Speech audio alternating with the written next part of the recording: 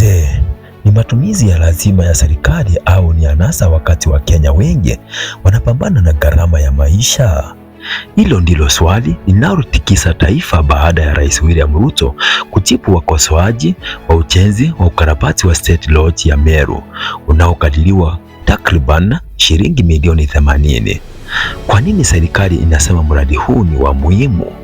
Na kwa nini baadhi ya Wakenya wanaona fedha hizo zingeelekezwa kwenye huduma muhimu kama afya, elimu au barabara? Karibu, mimi ni Nyambunde Zack. Ukipenda uchambuzi wa kina kuhusu siasa na masuala yanayoigusa Kenya, usisahau kusubscribe, kulike na kushare video hii.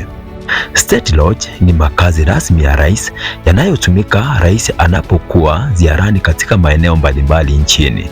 Serikali imeeleza kuwa baadhi ya majengo haya yalijengwa miaka mingi iliyopita na yanahitaji ukarabati ili yaendelee kutumika kwa usalama na kwa hadhi ya ofisi ya rais.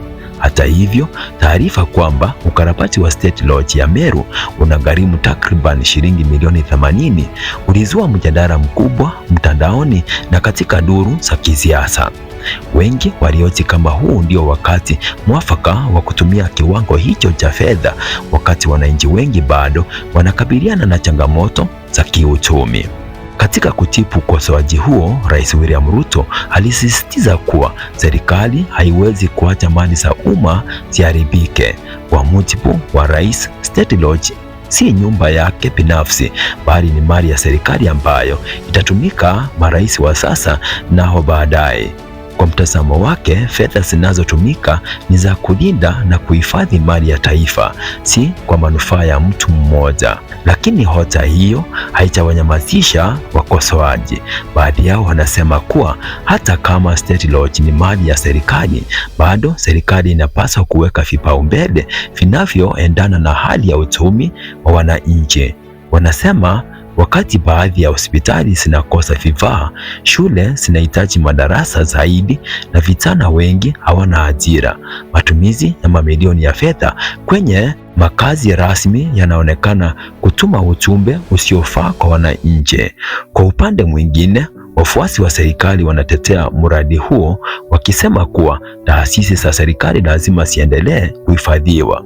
Kwao, kama serikali inaweza kukarabati mahakama, mabunge, ofisi za kaunti na majengo mengine ya umma, basi hata State Lodge ni sehemu ya mali zinazostahili matengenezo.